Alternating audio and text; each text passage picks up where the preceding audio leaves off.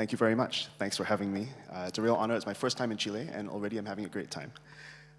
So I'm not going to spend a huge amount of time today talking, a little bit. And what I want to talk about actually is why big bets, which everyone tries to do with innovation, why big bets are actually the reason why the public sector has such a hard time doing innovation. And the examples I'm going to use are chosen because they're fast to describe. But I want to say that across all the work that I do with governments, with multilaterals, with companies that are for-profit as well as for not-for-profit, the same kinds of patterns that I'm describing, the problems with making big bets when you are faced with uncertainty and you're trying to do new things, they all recur. So I've seen the same patterns again and again, and that's what I'm going to try and show you today. So I want to start with something that, is a really important part of today's talk, right? It's the idea that the words that we use to name things actually matter a lot because they change what kinds of decisions we make about how we act on the world that we live in. And if you think back to very late in 2019, we met this novel virus, right, coronavirus. And within just a few months, like within about a month, it had already shut down a major city in China, a very, very large city. And at that point, we knew almost nothing about coronavirus. We didn't know how it spread. We didn't know how deadly it would be. We didn't know what we could do about it. And the way the World Health Organization dealt with this set of unknowns was actually with a risk management mindset. So if you look at how words really matter, if you remember back in February 2020, the World Health Organization actually recommended against imposing restrictions on travel and trade. And they did this thinking, here is a really risky situation that we're facing. What should we do to decide how to act? What recommendation should we make faced with COVID? This is February 2020. We know almost nothing.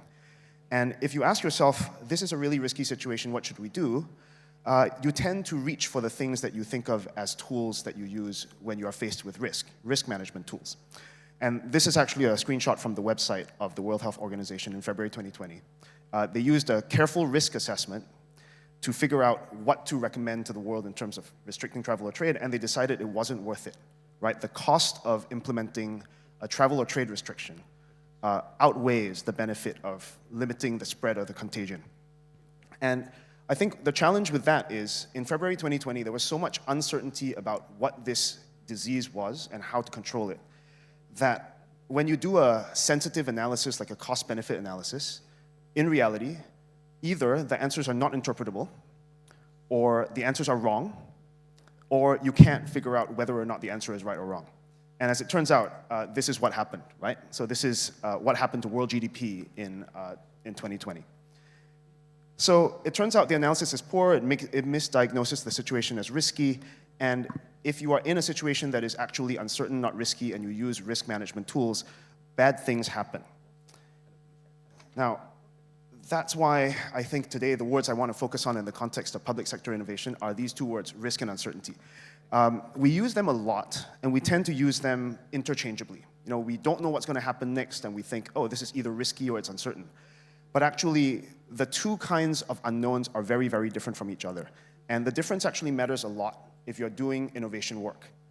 And it especially matters if you're doing innovation work in the public sector, because that work is the stuff that you do if you're working in government.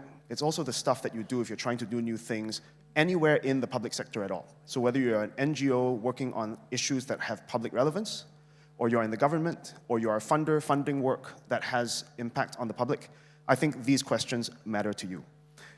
And using the same word, risk, to reflect two different kinds of uncertainty, or using the word uncertainty to talk about risk, having that kind of confusion about what you're calling something affects the kinds of actions that you take. So risk is when you know all the possible actions you can take, all the possible outcomes that might arise, all the respective probabilities that connect actions to outcomes, and you also know every possible outcome's relative value.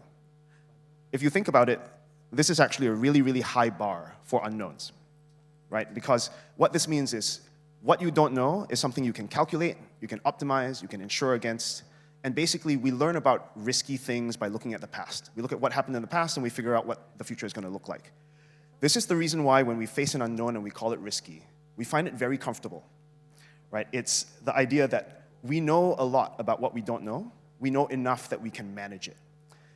The problem is that in the real world, you only run across this kind of true risk when you're playing a game. When you're playing dice, or when you're playing chess, or when you're playing Go, which is much more complicated, these are all situations where all the actions that you can take are told to you as part of the rules. All the actions that you can take result in only a very limited set of outcomes. One person wins, the other person loses. And you know how valuable all those outcomes are. The problem, I think, is that we mostly don't face risk in the real world, or at least in the real world that's really important to us. What we face instead is what we should call true uncertainty, which is when we don't know all the possible actions we can take, we don't know all the outcomes that might arise, and we definitely don't know how probable any given outcome is, given any action that we take. And very importantly for the public sector, we are also not sure whether or not the outcomes have the same value over time, whether people will value this outcome the same way today as they will tomorrow or 10 years from now. And we also don't know whether different people in the population value the outcome in the same way. And unfortunately for us, all of the really important things that we deal with in the public sector are actually much more uncertain than they are risky, right? Geopolitical unrest, artificial intelligence and other technology that changes the way economies work, strange politics, pandemics, natural disasters, all of these things are not risky in the sense that you can count and quantify the unknowns. They're actually uncertain in the sense that you can't. And because uncertainty is unquantifiable and uninsurable, we can't really learn about uncertainty from the past, and that makes uncertainty extremely uncomfortable. We hate it. Everyone hates it. I hate it. And uncertainty is so uncomfortable that we very easily forget that it is both a threat as well as an opportunity. If you think about what happened during COVID, or actually many, many decades ago when people were thinking about giving women the vote, during COVID, nobody knew what we would do about it. Like, in February 2020, we literally had no good answers to how would we solve this massive public health problem that is literally global. And decades ago, when people were thinking about giving women the vote, they didn't know what would happen when they gave women the vote. Would society collapse into disorder? We don't know. And these are the kinds of questions that people were asking at that time, right? Like, conventional vaccine development takes years and years. We don't have the time. What are we going to do? And we've never allowed half of the population to vote before. What if it results in social disorder and collapse? And I think the interesting thing about both of those situations is we really didn't know what would happen next. And that created room for something genuinely new to show up. The point I'm trying to make here is when you're talking about innovation, uncertainty is not a bug that you get rid of. Innovation is not risky. It's a feature of innovation. And when I say a feature, I mean if you're not uncertain, you can't come up with something which is brand new, like an RNA vaccine. You can't come up with an entire new social order where 50% more of the population gets to vote. But if you do think about the difference between risk and uncertainty, and you can take advantage of both the downside prevention issues of understanding the difference between the two, and also take advantage of the upside, which is having the ability to innovate because you understand what's uncertain, life can be quite good. So everything that we have had that is new over the years, anything from instant coffee many decades ago, to things like in the UK, a fully nationalized healthcare service, to new art, to new medicine, to new technology, all of these things come from a place where we did not know, not in a risky way, but in a truly uncertain way, what the future would look like. And what I'm trying to say here is that uncertainty actually creates opportunity for you to do new things. Innovation is only possible when there is true uncertainty, and therefore the work that you're all trying to do when you're making new things is not risk work, it's uncertainty work. But the problem, and this is where the meat of the talk will be, the problem is that most organizations are only set up to do risk thinking and risk work. If you think back to the World Health Organization and how it chose to respond initially to the threat of coronavirus, they were thinking, this is a situation where we don't know what's going to happen next. It's risky. Let's reach for the tools that we already know for managing risk. Right? These tools are tools that I'm sure are very familiar to everyone in the audience. When you don't know what's going to happen next and you have to choose between many different options for things you're going to do, you reach for cost-benefit analyses. You reach for expected value analyses. You try and understand, based on a time series of data that you have from the past, what's going to happen in the future.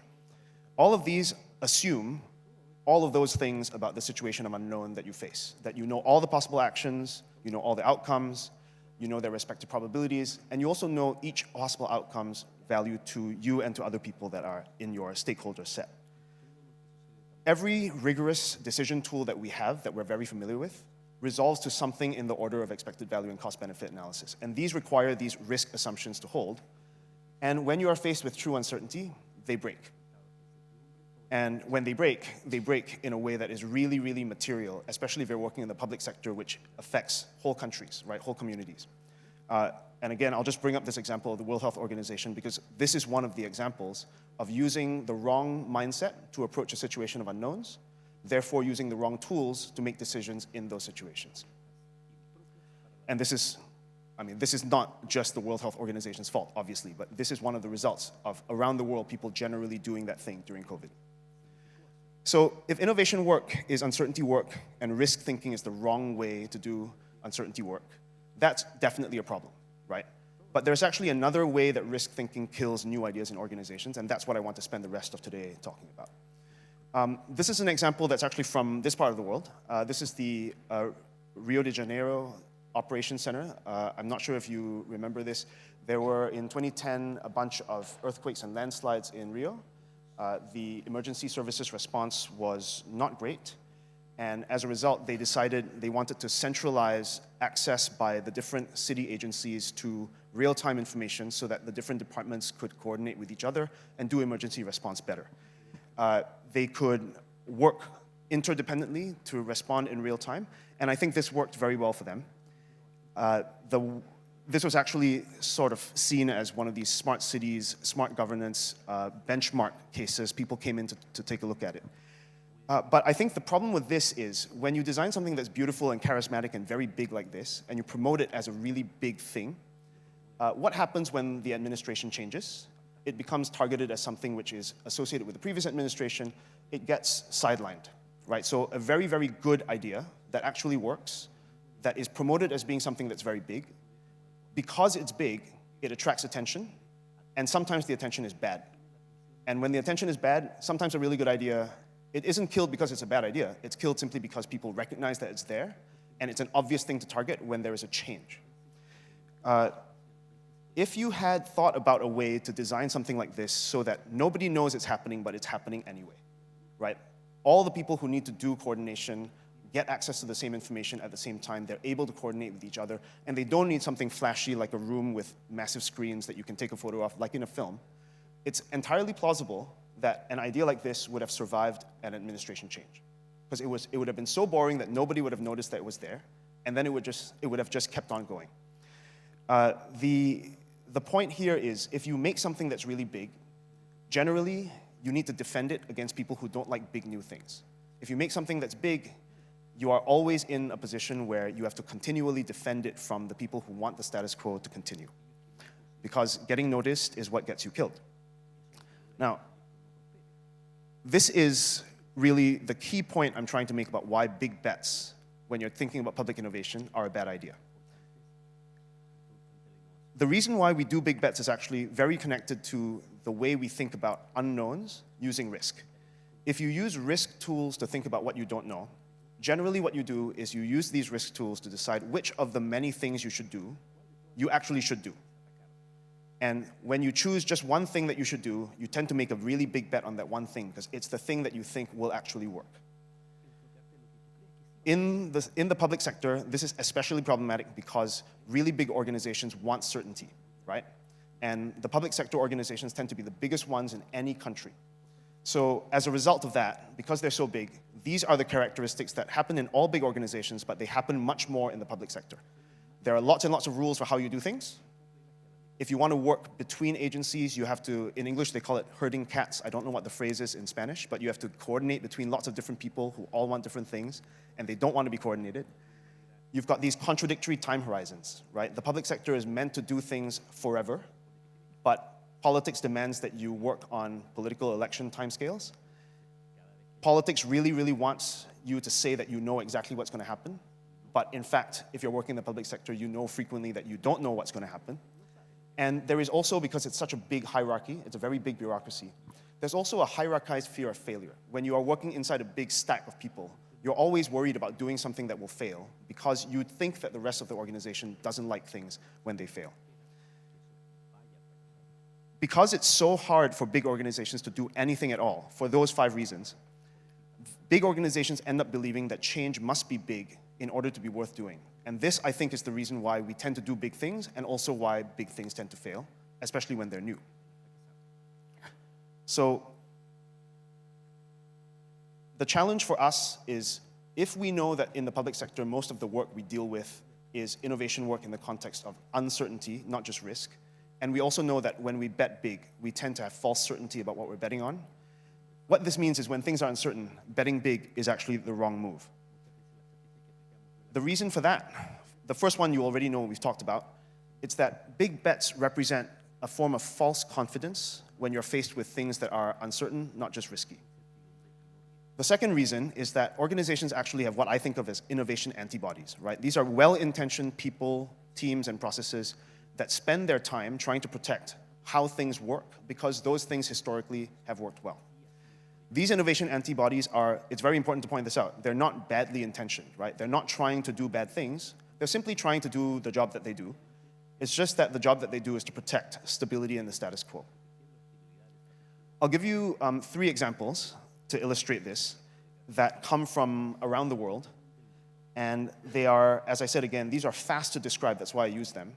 But the dynamics underneath them, the way in which these innovation antibodies kill new things, they actually apply in not just the public sector, they also apply outside, in the for-profit sector, in multilaterals as well.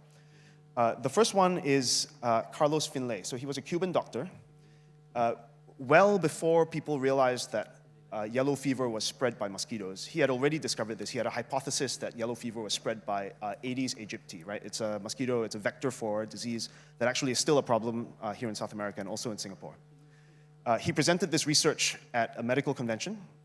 The medical establishment found it, ridiculous, right? So they ridiculed him, and that meant that for almost 2 decades, this idea that there is a vector that causes this really bad disease, that is a real problem for public health, they did not have any way to solve that problem because nobody believed that this idea from someone who was a real innovator at the time was legitimate. It was a US research team that came in to do the research, and they actually validated his research. At that point, within, I think, something like a year, yellow fever was under control in Panama as a result of realizing that this was the case. The first thing that innovation antibodies do with big ideas is that they neutralize them, right? They ridicule them, and then because they're supposedly ridiculous, nobody pays attention to them, and they don't get to spread. The second example is someone that everyone knows, Steve Jobs, obviously. So he was one of the founders of Apple, and he brought in a new CEO, John Sculley. And when John Sculley came in, Steve Jobs was doing his usual, I'm doing creative stuff, trying to push for a new way of thinking about how people would use computers. It turns out that that was too innovative for Apple. Even though he was the founder, he was eventually pushed out of the company. This is an example of how you can exile a new idea if it's big enough and charismatic enough, because it's immediately identified as the thing that doesn't work, and the leadership wants to get rid of. The third example is actually from a lot longer ago. This is Dejima. It's an island. How many of you know about Dejima? Okay. I knew about it because I studied Japan for a little bit. Dejima was, during the Meiji Reformation, they had a policy in Japan of limiting contact between Japan and the outside world. But if you need new ideas to come in under control, what you can do is you can actually quarantine them. You can put them on an island, that little fan-shaped island that you see. You put them there so that the traders, the scientists, the doctors can be there, and you can selectively let that information come into the country, but you don't have to deal with the fact that here's this whole other world outside. You are limiting your contact with the outside world to only the kind of contact that you have control over. And Dejima is a very interesting model for thinking about innovation, because if you think about what that means in a public sector context, it means something like, here's a little team that's allowed to do innovation. We call them the innovation team. But because they're an innovation team and they're isolated somewhere, they're safe. The rest of the organization is protected from them. And I've worked with a lot of labs, and innovation like skunk works.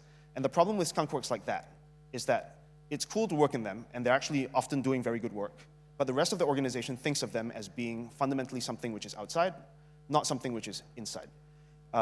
As a result, the innovations that they come up with tend to find it difficult to spread through the rest of the organization because they're not thought of as part of the rest of the organization. So I think this quarantine idea is something which, at least I see a lot in public sector innovation work. It's a way for a large organization to say that they want to do new things, but to protect the rest of the organization and the status quo inside the rest of the organization from the new things that get done.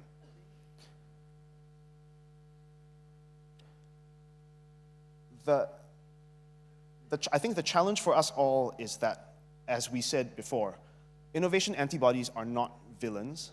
They're not malicious necessarily.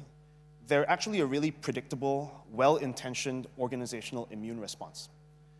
You can't expect them to simply not do what they do, because this is what all organizations do. If you think that it's only in the public sector that there's parts of the organization that want to kill new ideas, you're wrong. The private sector does this, multilaterals do this, every organization of any size does this. It's just that it's more powerful in big organizations that have been around for a very long time, and the public sector tends to be that kind of organization. So if this is true, and you know that you can't avoid it, and in fact, this is probably a good thing. You don't want the public sector to just be doing new things all the time, whether or not they work, right? So we want the balance between stability and execution, as well as innovation and doing new things. But if this is going to be true, and you want to do innovation, what should you do?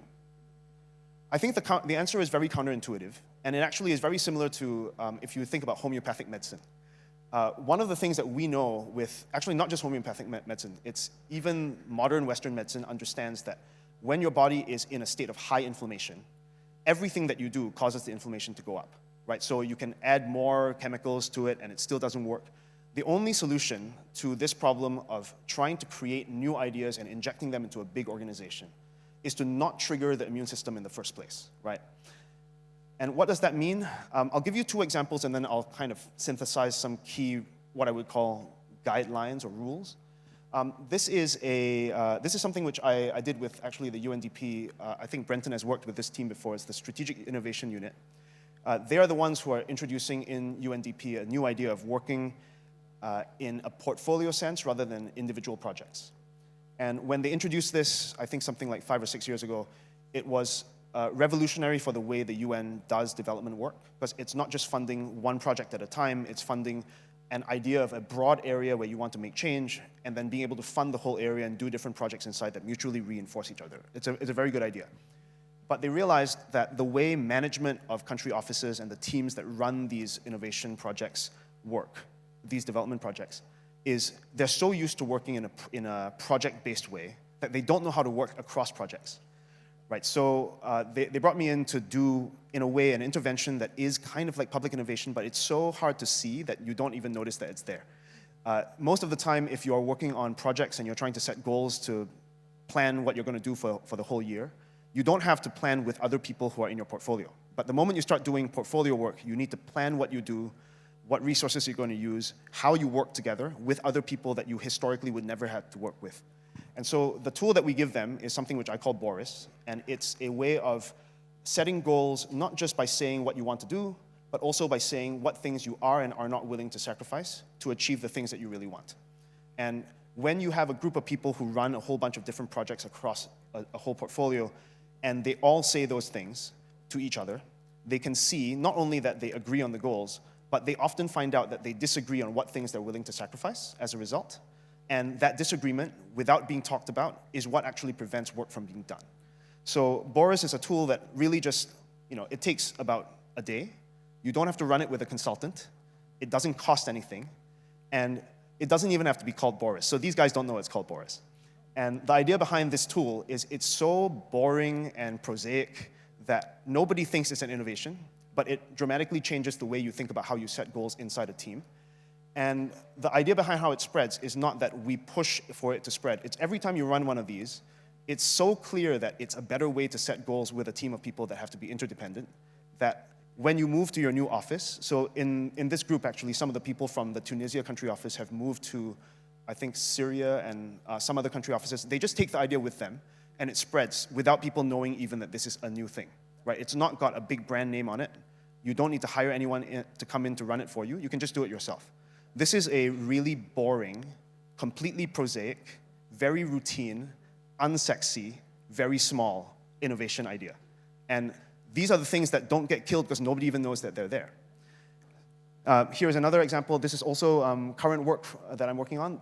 This is a different way of thinking about how to do economic development interventions in economies, right? So we're trying to solve two separate problems. One of them is, I think many people have mentioned the problem of artificial intelligence and us not knowing how to respond to them in the context of the economy as it's changing. One of the hypotheses that we have is we actually need to encourage many, many, many small tech companies that know how to use artificial intelligence to build tools for other small and medium-sized companies in order to change and digitalize a thick layer of the SME economy.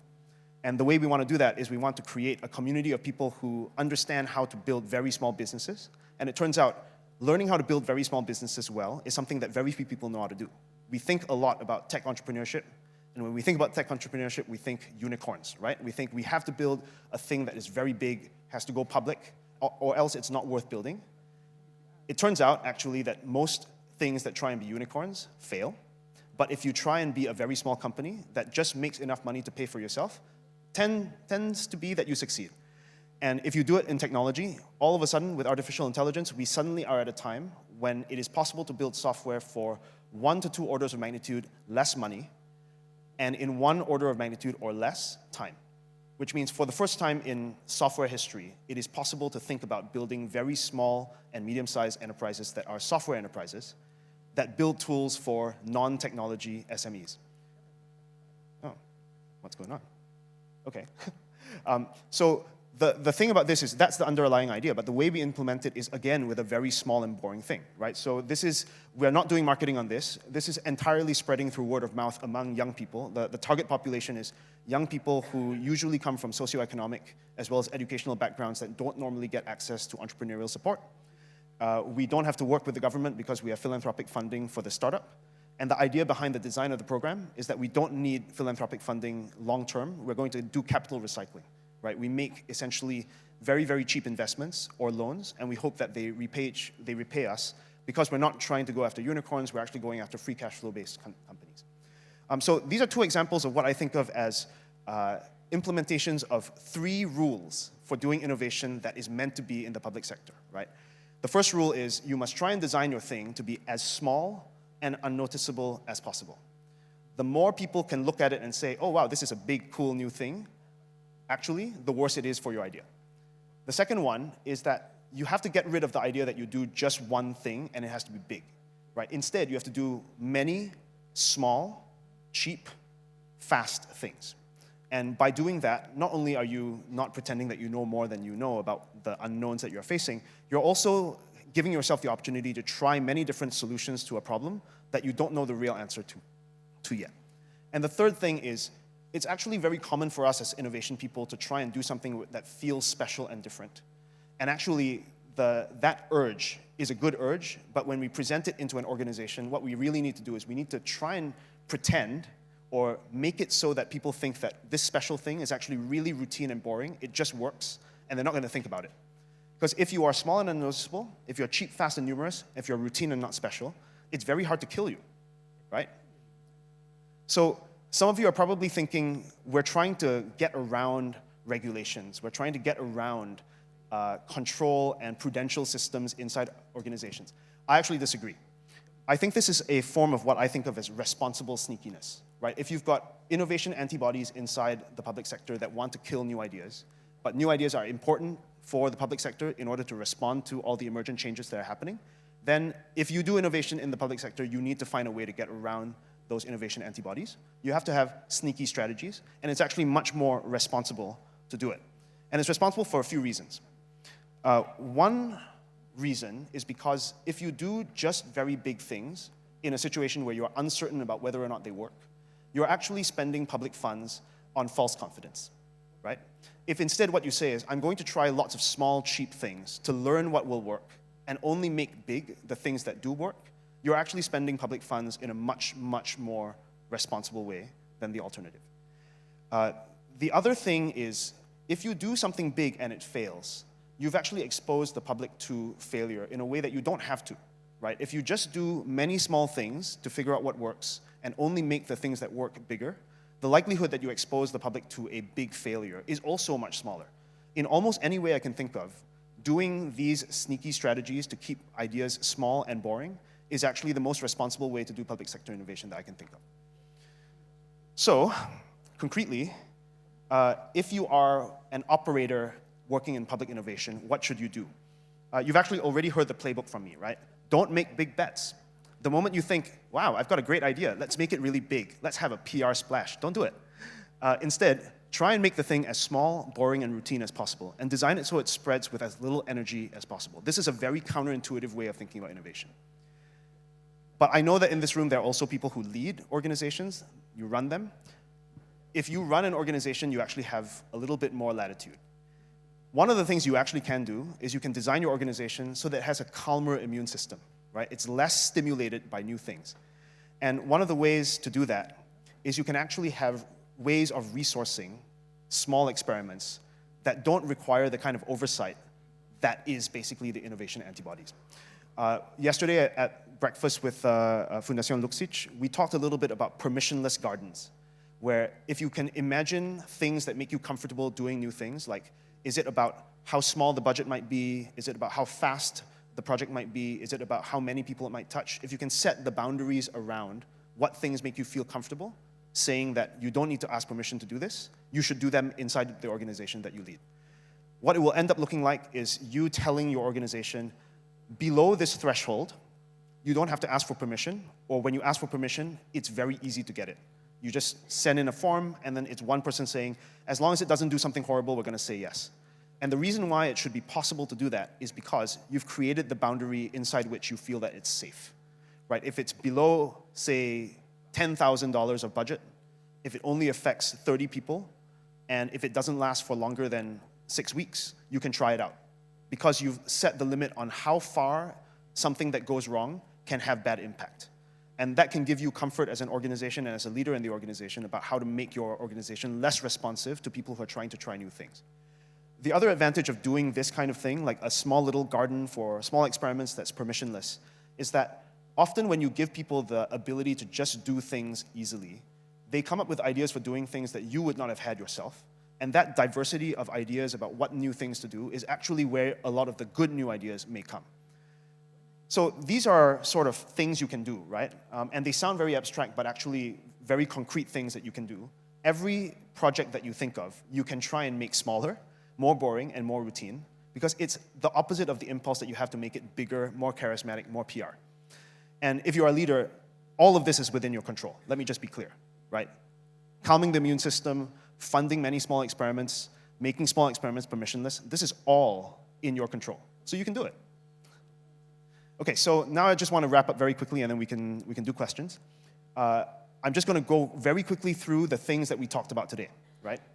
The first thing is uncertainty is not the same thing as risk. We often use the words interchangeably, but they're not the same thing. And innovation work is not risk work, it's uncertainty work. The problem is most organizations can only do risk thinking, and risk thinking pushes you towards making big bets. This is bad. Why is it bad? Because big bets don't work when things are uncertain. They're expensive, they reflect false certainty, and they trigger these innovation antibodies that we don't like. When things are uncertain, not just risky, small is better than big. When you fail, it's less expensive. You get to learn without false certainty. You do it without triggering antibodies. And in uncertainty, it's therefore better to be responsibly sneaky. When you're small and unnoticeable, you're cheap, fast, and numerous, and you're routine and not special, the new idea tends to survive, and that's what we want. So the point of the whole talk is innovation succeeds by being unnoticeable until it's undeniable. And if you are able to do this, it's much more likely that you can get big ideas to not only show up, but also stick around for long enough to become a big enough thing to actually be important. All right, that's it from me for now, but I would love to stay in touch. If anyone wants to, please reach out. And thanks very much. Over there?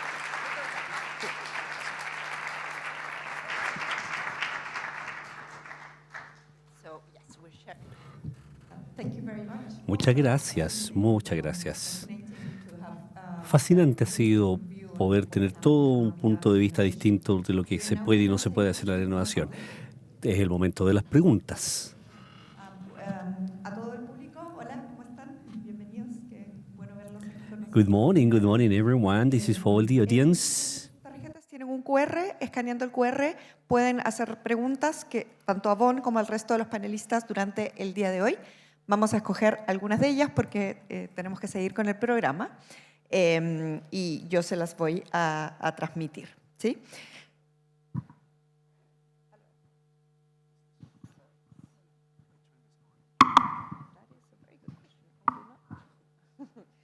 Vamos a aprender el... Yeah. In the middle. Okay. It's on. Entonces, ¿ya? ¿Is that working? ¿Sí? Entonces tenemos una pregunta del público que habla sobre si hay alguna manera de entender... Vamos a esperar, tengo que entender yo la pregunta primero.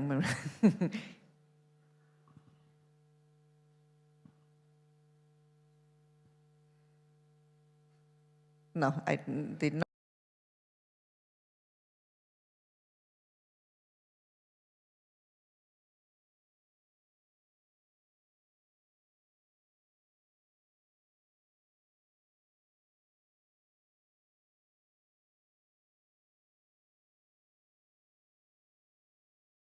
Oh, it's a great question. And I think this is something which people are thinking about a lot now because artificial intelligence is very new, right? So if you think about it, it's been around obviously for a long time, people doing machine learning, but it only really became something that we all started thinking about in 2022 when ChatGPT got launched. That actually it's less than 4 years ago.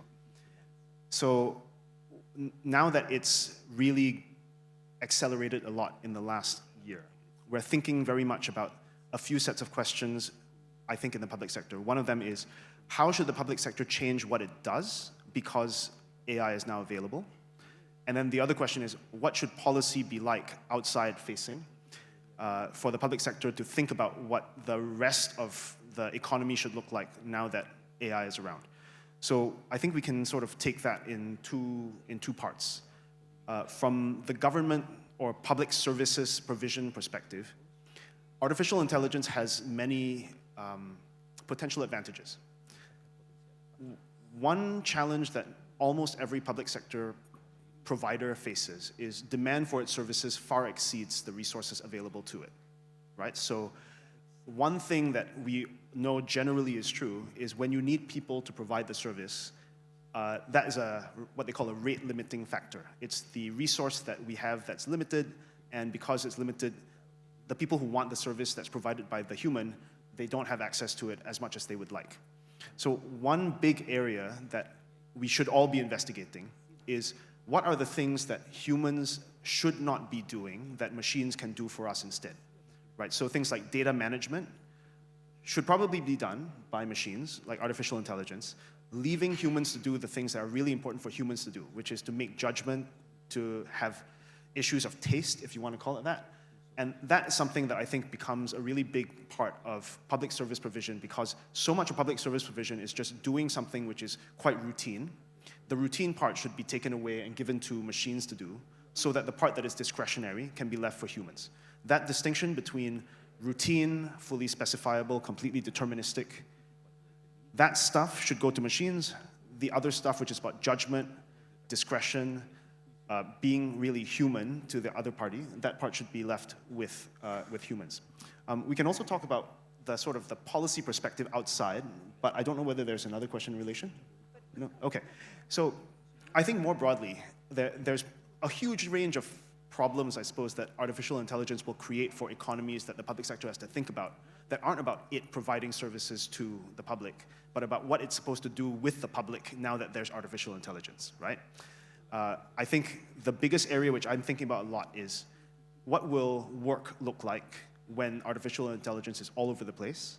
We're already seeing big dislocations at a very unexpected part of the pyramid. Usually whenever there's a technological change, the bottom of the pyramid is dislocated. But with artificial intelligence, for the first time, the technological change is dislocating the top of the pyramid. Professional services, software development, lawyers, those are the people where, when you're graduating from university this year, you are, for the first time, really worried about whether or not you're going to get a job, because a lot of the work that you do as a junior lawyer or an accountant or consultant, they're now being taken over by AI tools, right? So I think we need to think a lot about how we do education. A lot of the normal logics about training for economic development in a country, and that stuff takes decades, right? You have to plan decades in advance to know how many places you have to put in schools for a particular area of expertise. We need to start thinking about changing expectations about what people are learning and whether or not it guarantees them a job. I think the other thing that we should probably be thinking about is even thinking about what kinds of industries we encourage in a country. Singapore, for a long time, encouraged the service sector to be a very big part of the economy, right? We care a lot about how we have humans as our only natural resource, and so we think service industries are how we take advantage of humans. Let's build a big service industry sector in Singapore. Turns out that is, it's worked for us for decades, and right now it's not working for us very well. So if we have a situation where we don't teach people how to be completely adaptable to new demands on them as workers, and build economies around that, especially small and medium-sized economies that are just more diverse and don't respond so monolithically to changes like artificial intelligence. I think broadly speaking, the economic development situation is going to be worse and worse as AI rolls out more and more. So would you say that we leave risk to AI and we leave uncertainty to people? Yes, I absolutely would say that. So if the unknowns are things that are fully programmable, then a machine should do it. And if instead it's something which is uncertain, we don't know how valuable this outcome is versus that outcome, we need to choose between the two. This is what judges do. Or we don't know which painting is more beautiful. That's what an artist does. If we don't know which word is more beautiful to use in this place versus that place, that's what a poet or writer does. Those things we should leave to humans. And it sounds very sort of abstract like that, but when you think about in business, a lot of things are very routinized and very risky, but many, many things that we have to do, like deciding on a strategy to go into this country versus that country, is a matter of taste. You know, deciding whether this product should be launched right now or you should further develop the hardware design, that's a matter of subjective judgment. All those things should be left to humans, and all the programmatic stuff should be left to machines. I absolutely agree, 100%. Great, thank you. Segunda pregunta, durante años se ha conversado en los servicios públicos en Chile sobre la necesidad de que la ciudadanía conozca los avances alcanzados, relevando la necesidad de publicitar, comunicar con una finalidad política muy relevante. ¿Cómo se conjuga una innovación pública sigilosa con la urgencia política de mostrar logros? So that's a hard one. Yeah. Okay, so this is actually one of the reasons why we tend to make big bets in the public sector, right? Because when you are, like, the political mandate is to show that you're doing new stuff. And when you are mandated to do new stuff, you have to keep showing that you're doing some big, flashy thing. It's very hard. So I think when you have come up with a new idea, often at the very beginning, you think it's probably a good idea, but you can't be sure yet. This is what I think of as the exploratory phase of innovation. You know, you've got a theory about how to do something, like you want to introduce a new pedagogical modality into schools that you think is better for example, teaching critical thinking. How do you know that it's going to work? You don't. At that point, you shouldn't do something really big yet. You should try lots of small experiments to figure out whether or not it will work. Once you know that it works better, you should make it bigger. When you are able to be confident enough in it to roll it out at a policy level, at that point, you should make a big splash. It just takes longer, right? So the first thing that you need to do when you're coming up with new ideas is not to make it big before it's ready to be big. You first have to make it small so that you can make it last long enough to learn whether or not it should be big. And at that point, I think what the question was asking is, like, how do you reconcile the political requirement to make big, charismatic projects to show that you're doing the work? I think you should only do that for projects that you have confidence in because you've gone through the small, boring, invisible phase before.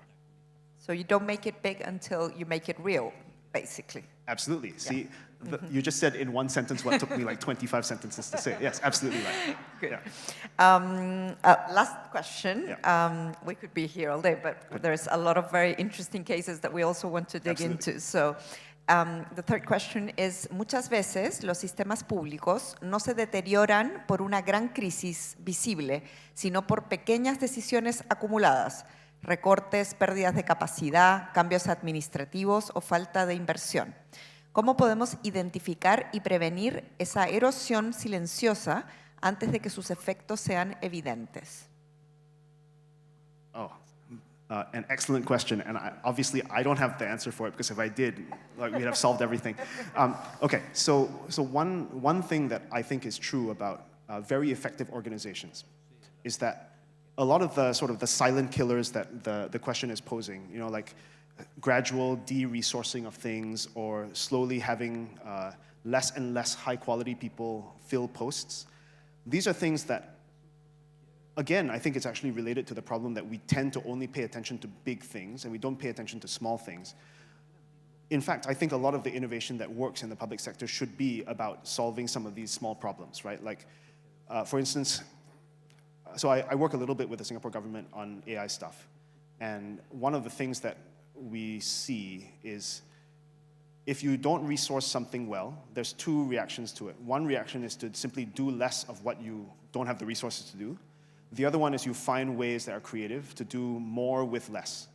And I think in a world where we're spending more money on things that we shouldn't be spending money on, like war, leaving less money for things that we should be spending more money on, like education or social services, we have no choice but to do the kind of public innovation that is very small in this way, right? So you get less money to teach students critical thinking.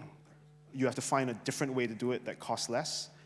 It may be an opportunity, for example, for the third sector to come in to help. In fact, in many countries, this is what the third sector is for. It's there to supplement state capacity. Again, I don't think there's a good answer, but innovation that is small and boring can actually be a way to deal with the problems that are also small and boring. And maybe this is a good thing to do. Yeah. Cool. Thank you very much. Thank you very much. Excellent.